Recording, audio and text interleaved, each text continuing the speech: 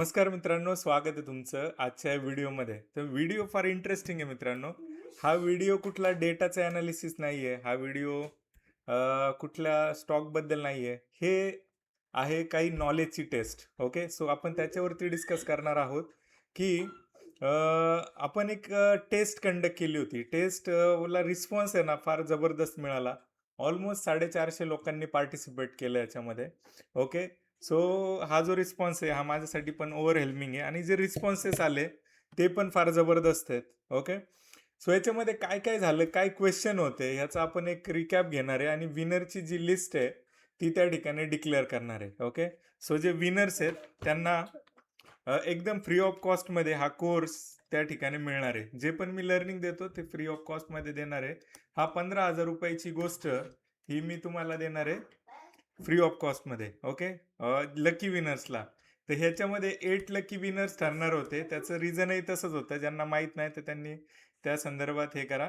माझ्या बड्डेच्या निमित्त मी काही हे केलं होतं की एक अशा लोकांना मी काही गिफ्ट देईल आणि ते गिफ्ट असेल नॉलेजच्या बेसवरती. ओके, तर सगळ्यांनी शुभेच्छा दिल्या.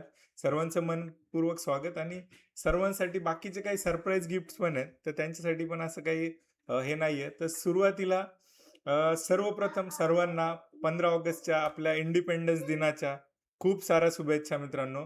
तर जसा देश स्वतंत्र झालाय तसं आपलं नॉलेज, आपलं हेल्थ, वेल्थ ह्याच्यामध्ये पण आपण फार चांगलं आणि एकदम इंडिपेंडंट फील करावं, अशा हिशोबाच्या मी शुभेच्छा देतो सर्वांना.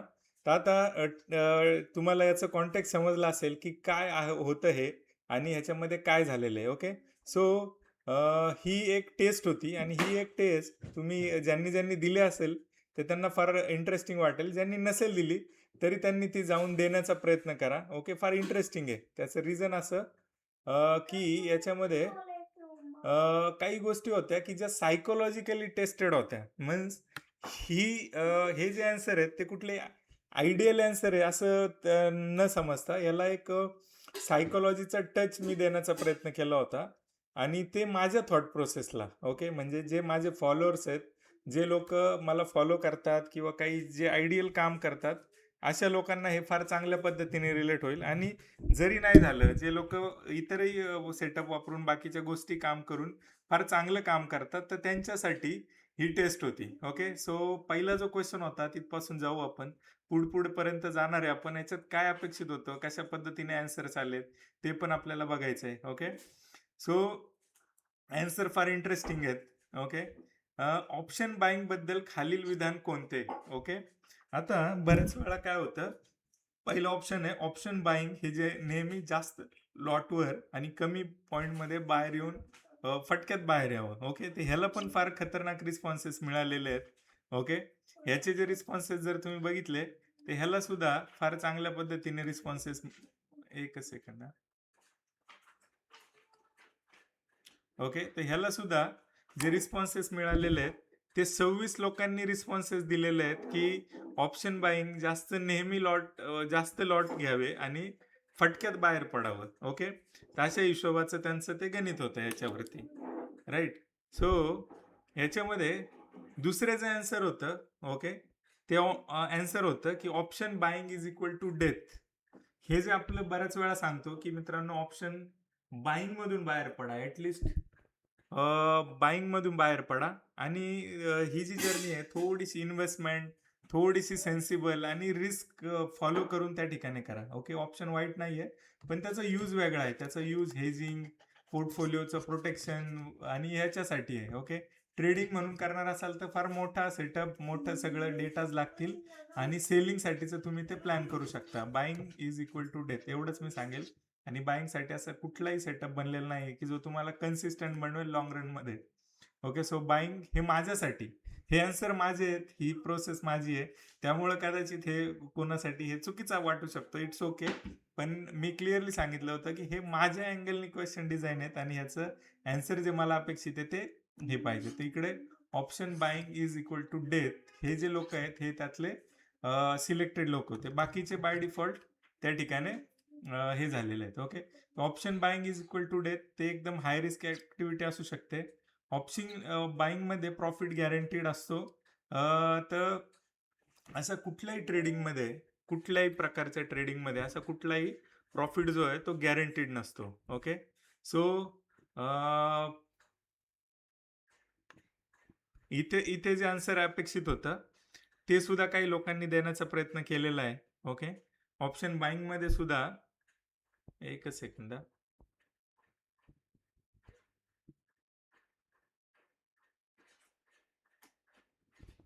ओके, सो ऑप्शन बाईंग मध्ये सुद्धा त्या ठिकाणी प्रॉफिट होऊ शकतो अशा पद्धतीचे आन्सर पण काही लोकांनी त्या ठिकाणी दिलेले आहेत.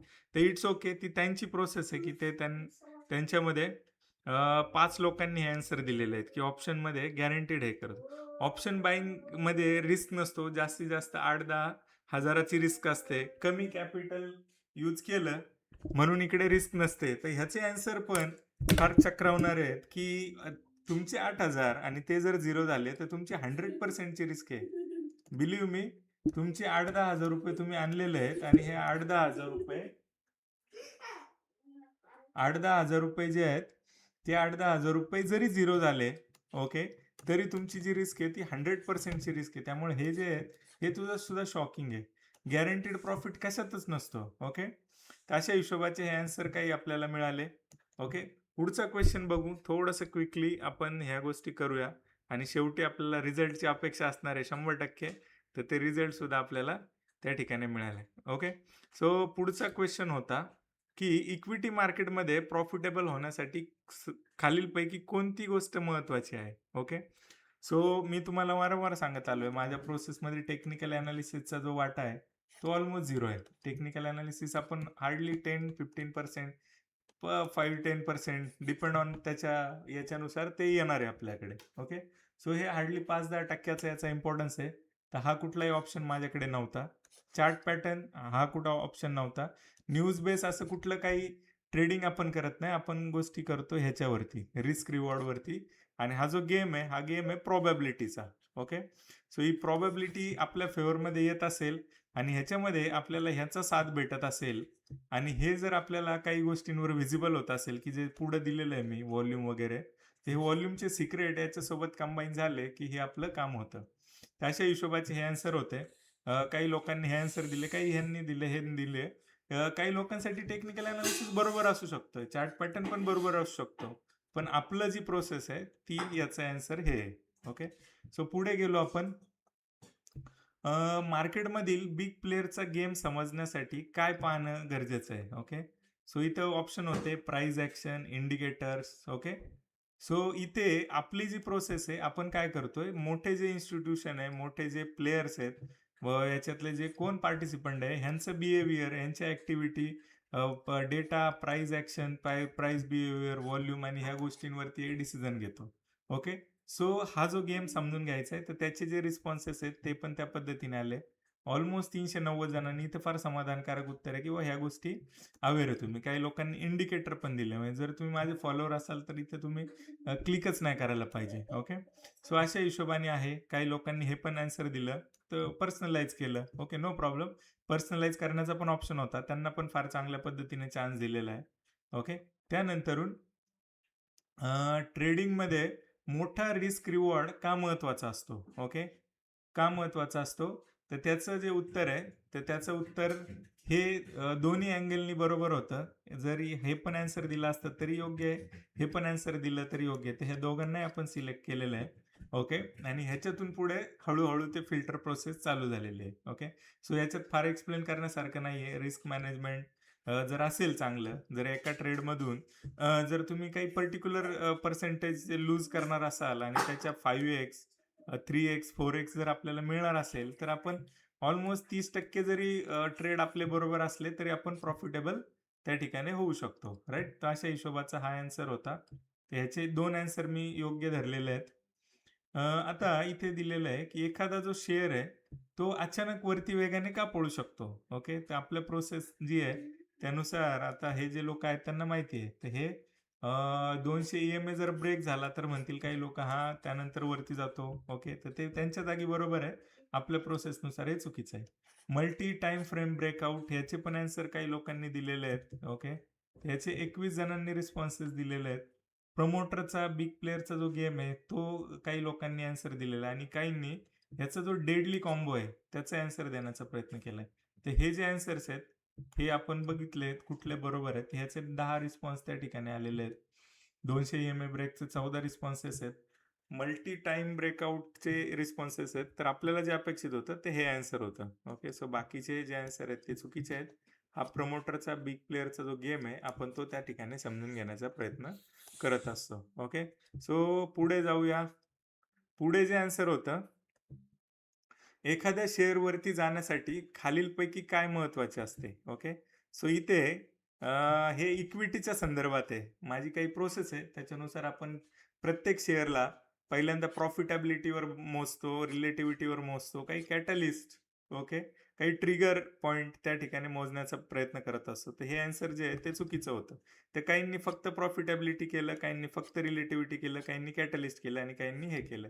तर हे आन्सर बरोबर आहे. या तिन्ही गोष्टींवरती आपण ते मोजत असतो. ओके, सो ही जी प्रोसेस आहे हे डिटेलमध्ये मी शिकवतो. प्रॉफिटेबिलिटी काय आहे, रिलेटिव्हिटी काय आहे, कॅटलिस्ट काय आहे.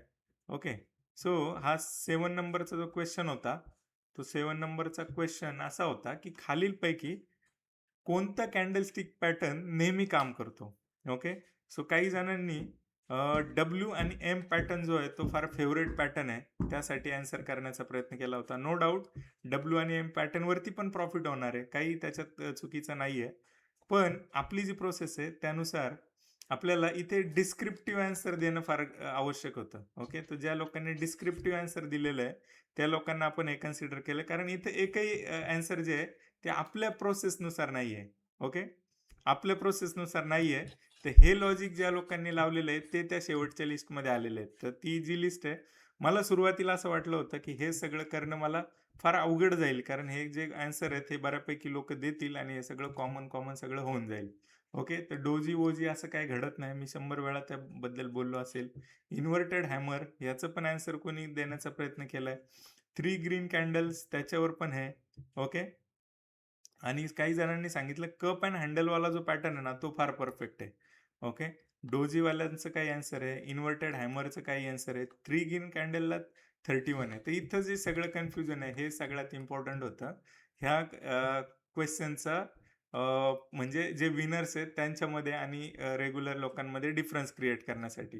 तर तुम्ही मला 3 ग्रीन कॅन्डल झाल्यानंतर काय मार्केट वर जात नाही का? 100% जातं. पण आपण ह्या गोष्टी नाही बघत की 3 ग्रीन कॅन्डल म्हणजेच सगळं काही पॉझिटिव्हिटी किंवा डोजी झालाय आणि मग वरती जातोय, खाली येतोय. तर हे असं काही होत नाही. हे पण काम करतात, पण हे आपल्यासाठी आयडियल आन्सर नाही आहेत. ओके, सो हा जो क्वेश्चन आहे हा फार चेंजिंग होता सगळ्यांसाठी. ओके, तर इथे एक गोष्ट होती तर थोडासा कॉमन होता, पण ह्याच्यात पण बऱ्याचशा काही चुका झालेल्या आहेत. प्रत्येक कॅन्डलवर ट्रेड न घेणे. जर ओव्हर ट्रेडिंगला वाचवायचं असेल तर इथे बऱ्याच वेळा आपण बघतो 300-500 ट्रेड काही लोक मला रिपोर्ट करतात की विकास ओव्हर ट्रेडिंग पण होतंय आणि किती विचारलं तर 500 ट्रेड्स दिवसभरात. इमॅजिन, फक्त 5-7 हजाराचा 10,000चा ब्रोकरेज देणार तुम्ही, तर हे कसं होणार? ही जर्नी पॉझिटिव्ह होऊ शकत नाही. हे नेक्स्ट लेवल गॅमलिंग आहे. तर न्यूजवर परफेक्ट अनालिसिस करून एंट्री घेणे. तर असं न्यूज आणि परफेक्ट अनालिसिस वगैरे असं काही नाहीये. ओके, आपल्याला एक क्लिअर सेटअप, रिस्क मॅनेजमेंट आणि योग्य ट्रेड सिलेक्शन हे आपल्या अँगलने, ठीक आहे, तर अशा हिशोबाने होतं. आता इथे पण एक होतं की सतत नवीन स्ट्रॅटेजी बदलणे. म्हणजे जर एखादी स्ट्रॅटेजी काम करत नाही, ती जर ओव्हर ट्रेडिंग करायला लावते आपल्याला, तर ती हे करते. आता इथे काही लोकांनी दिला होता.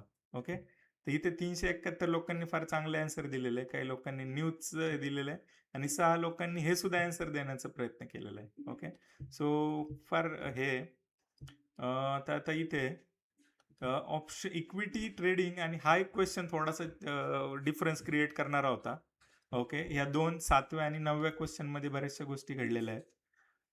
दोन्ही रिस्क समान असतो, दोन्हीमध्ये रिस्क समान असतो इक्विटी आणि ऑप्शन बाईक मध्ये. ओके, तर प्रॅक्टिकली तसं नाहीये. ओके, इक्विटीमध्ये रिस्क असतो, पण योग्य रिस्क रिवॉर्ड आणि मार्केट बिहेवियर समजून घेऊन ट्रेड करता येणं शक्य आहे. ओके, तर कम्पेअर टू इक्विटी आणि ऑप्शन बाईंग याची रिस्क फार डिफरंट आहे. फार त्याच्यामध्ये मेजर गोष्टी आहेत. तर इक्विटी ट्रेडिंगमध्ये लॉस होऊ शकत नाही असं ह्या जगातला कोणी व्यक्ती नाहीये की ज्याचा लॉस होऊ शकत नाही. आणि इक्विटी मार्केटमध्ये आल्यानंतर ट्रेडिंगचा लॉस होऊ शकत नाही असं पण कोणी नाही आहे. इवन तुम्ही म्युच्युअल फंड करा, अजूनही काही छोट्या मोठ्या गोष्टी करा, तिथेही लॉस होऊ शकतो. तर इक्विटी ट्रेडिंग फार मोठी गोष्ट आहे. तर हे सुद्धा 10 रिस्पॉन्सेस त्या ठिकाणी मिळालेले आहेत.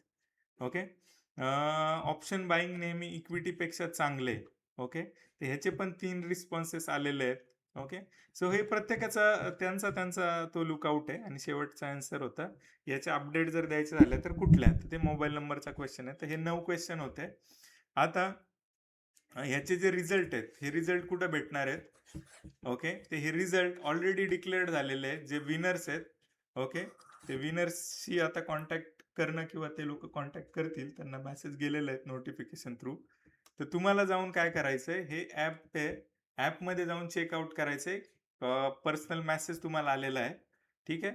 तर तुम्ही जर विनर असाल तर तुम्हाला विनर नावाचा जो प्रोमो कोड आहे तो त्या ठिकाणी असाइन केलेला आहे पर्टिक्युलरली, आणि तो तुम्ही टाकून त्या ठिकाणी ते एनरोल करून त्या ठिकाणी एंटर करायचं आहे. राईट. सो हे ॲप इन्स्टॉल करणं आपल्याला गरजेचं आहे, किंवा इन्स्टॉल तर असणारच बाय डिफॉल्ट, नो प्रॉब्लेम. कारण विनर पण आपण तसेच घेतलेले आहेत की ज्यांनी ऑलरेडी हे ॲपमधून एंट्री घेतलेली आहे. ओके.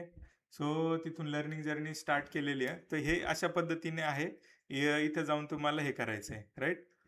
सो आता जे विनर्स नाही झाले त्यांच्यासाठी काय वेगळं सरप्राईज आहे, तर त्यांच्यासाठी पण फार चांगल्या पद्धतीने ती फी जी आहे ती वेव केलेली आहे, आणि त्यांच्यासाठी पण कूपन कोड दिलेला आहे. तर हा इंडिपेंडन्स डे आपण सेलिब्रेट करतोय अशा अर्थाने. ओके. कदाचित मी सगळ्यांच्या जीवनात हा प्रकाश पाडू शकतो. हळूहळू नॉलेज देण्याचा प्रयत्न करतोय. थोडं वेगळं काही जे लॉजिक आहे, त्या ज्या घटना आहेत त्या मी देण्याचा प्रयत्न करतोय. तर चॅनलवर राहा. यूट्यूबवर तुम्ही नवीन असाल तर यूट्यूब सबस्क्राईब करायला विसरू नका, कारण बाकीच्या याच्यावर पेक्षा मी यूट्यूबवरच आपलं बोलणं होतंय. ओके.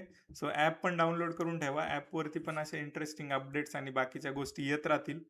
तर जे विनर्स आहेत त्या विनर्सचं स्वागत, सर्वांचे खूप खूप अभिनंदन. तर आता फायनली विनरची जी लिस्ट आहे ती त्या ठिकाणी आपल्याला पब्लिश करायची वेळ आलेली आहे, आणि ते लोक कोण आहेत तर ते आपल्याला बघायचे आहेत. ओके. सो इथे नाव नाही आहेत माझ्याकडे. त्यांचा ईमेल आय डी आहे बीजी ग्रुप पुणे. ओके. त्यानंतरून सागर वैद्य सर आहेत, खूप खूप अभिनंदन सर तुमचं. त्यानंतरून कानिपनाथ डुकरे सर आहेत, त्यांचं अभिनंदन. आतिश चौधरी हे विनर आहेत. महेश डी वायकर सरांचं अभिनंदन. गावडे संतोष सरांचं अभिनंदन. किरण गवळी सर तुमचंही अभिनंदन. आणि रावळ पूनम ताई तुमचंही खूप अभिनंदन. तर फार छान वाटतं, लेडीज पण ते शिकण्याचा आणि पुढे जाण्याचा प्रयत्न करतात, आणि फार चांगल्या पद्धतीने उत्तरं दिलेली आहे. त्यानंतरून अजित रिंगे सरांचं अभिनंदन.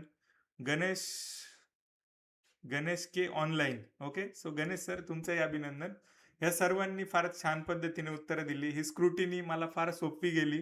ओके. फार सोपी गेली. 2 ॲन्सरमध्ये डिफरन्स क्रिएट झाला, आणि इतरांपेक्षा ह्या 2 ॲन्सरपैकी कदाचित ह्यांनी चांगल्या पद्धतीचे ॲन्सर्स केलेत, अशा पद्धतीचं हे मी समजतो. तर वन्स अगेन सर्वांचे धन्यवाद. ह्या लोकांशी कॉन्टॅक्ट आणि हे मेसेज त्यांना गेलेला आहे, बाकीची पुढची प्रोसेस, आणि ते हे करतील. ज्यांनी हे नाही केलं, जे विनर नाही आहेत, तर ते अजिबात हे करण्याचा प्रयत्न करू नका. कारण मार्केट जे आहे ना ते ब्रुटल आहे मित्रांनो. मार्केट तुम्ही किती लाँग टर्म पासून ट्रेडिंग करताय ते तुम्हाला रिवॉर्ड करेल तर अजिबात नाही. तुम्ही 10 वर्ष ट्रेडिंग करताय आणि तुम्ही म्हणाल की विकास मी तुला मागचे तुझ्या यूट्यूब सुरुवातीपासून मी तुला फॉलो करतोय आणि तरी माझे आन्सर चुकले, तर व्हेरी सॉरी. कारण मार्केट जे आहे ते असंच आहे. एक जरी चूक आपल्याला हे करते आणि ते ब्रुटल आहे. ओके. तर आपल्याला काय जिंकवतं? आपल्याला जिंकवतं नॉलेज. तर हे जे नॉलेज आहे ते मी शेअर करत असतो. ही जर्नी फार इझी वेने मी तुम्हाला शिकवत असतो. ओके. सो तुम्ही इंटरेस्टेड असाल, फार नॉमिनल याच्यामध्ये तुम्ही हे एनरोल करू शकता आणि ती जर्नी जॉईन करू शकता. ओके. सो कदाचित हे जे आन्सर दिलेले आहेत ते आन्सर तुमचे चुकलेत असं मी समजत नाही. हे मला जी प्रोसेस आहे, माझी जी थॉट प्रोसेस आहे त्याप्रमाणे नाही आहेत असा अर्थ मी घेतो. ओके. राईट. सो सर्वांचे मनपूर्वक धन्यवाद, स्वागत आणि अभिनंदन. सर्वांना खूप खूप साऱ्या शुभेच्छा. सर्वांना happy independence day. Okay. Thank you. थांबूया आजच्या व्हिडिओमध्ये.